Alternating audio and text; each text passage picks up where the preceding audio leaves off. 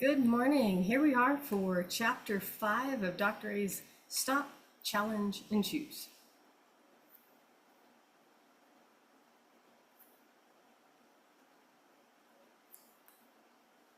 The weight challenge, living in a candy shop.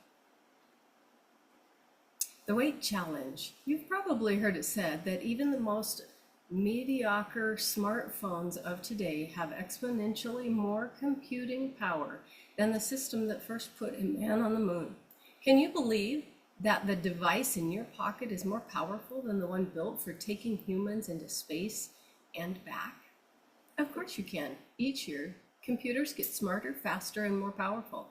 It's become such a normal process that we barely consider it. However, have you ever tried to run an old computer program on a new computer? Even the simplest programs have compatibility issues, but many of them will still actually run. When they do run, however, the results are strange.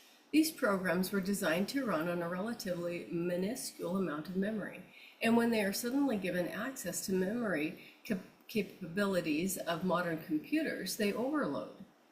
The program can run so fast that they look like something out of a cartoon, making a once perfectly usable program a chaotic, self-defeating mess.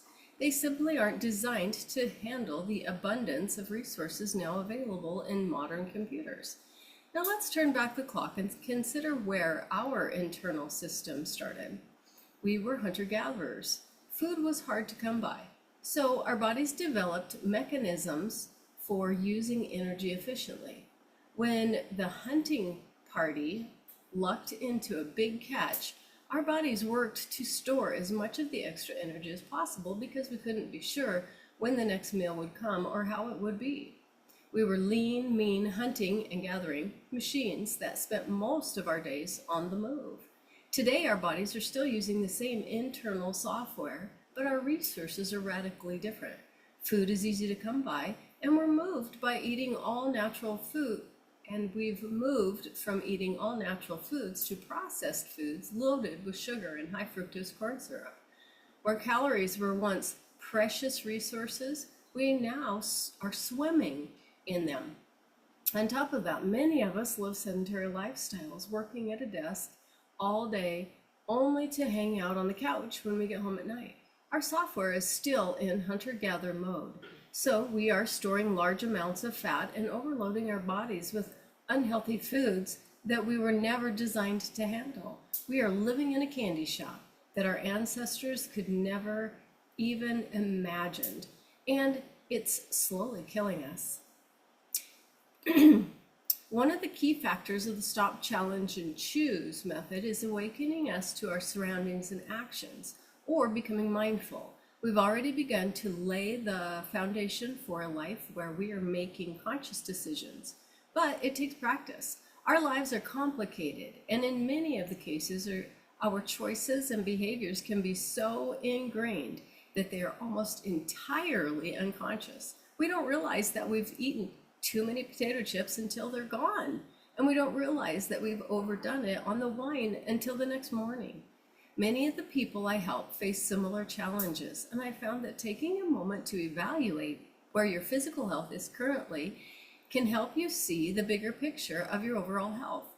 In chapter 2, we evaluated your health in the 3 key areas, but here we want to focus on your physical well-being. Go to thehabitsofhealth.com and take the in-depth Habits of Health assessment. Before you start your health assessment, there are a few points to keep in mind.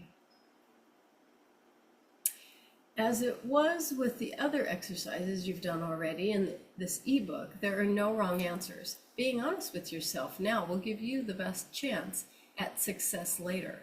Also, be sure to note that the health score that you received and compare it to the provided chart. This chart depicts the health continuum from sick to non-sick to optimal health to ultra health.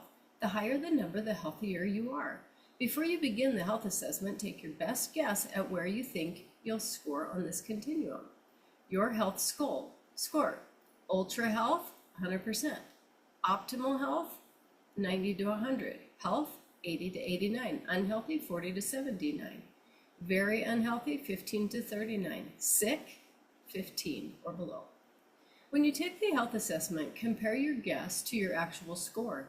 It can be easy to feel disheartened if you receive a less than favorable result. If your score is low, we are going to work to fix it. And you won't be the first to have taken this journey. By reading this ebook, you have already begun. That's something to be proud of. This score will give us a metric for evaluating your progress throughout your optimal health journey.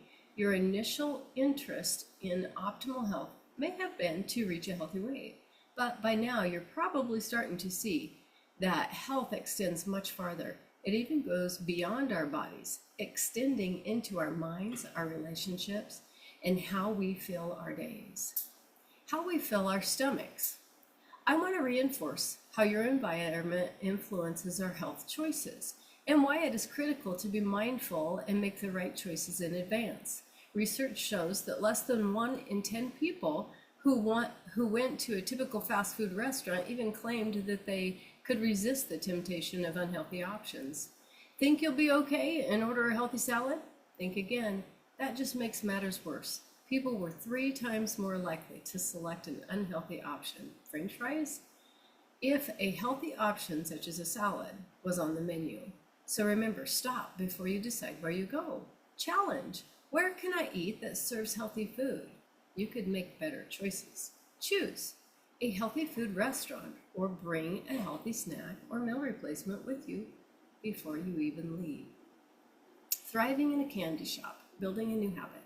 In Chapter 4, you learned about the structures of healthy life and some basic strategies for harnessing the power of habits and to better your health and your life. To illustrate how cues, routines, and rewards can affect our daily lives in ways we may not realize, we discuss how one might develop the habit of buying a candy bar while waiting in line for the grocery store. It's a common challenge in our modern lives, and it's relevant to the discussion we had in this chapter. So let's look at the habit structure again. Habit of disease. Cue, candy bar. Routine, buy and eat. Reward, immediate gratification. In keeping with the strategy that we learned last chapter, let's try to replace the routine in the cycle to reteach our body how to handle such cue as seeing a candy bar. Habit, cue, candy bar. Routine, eat an apple. Reward, choice supports healthy weight. Stop, challenge, and choose. You stopped, grabbed a glass of water, challenged why you wanted the candy bar, ultimately choosing to pursue your life goals rather than immediate cravings. You could reinforce this experience with a note in your journal, or you could talk to your health coach about the triumph. And then we'll head over to Chapter 6.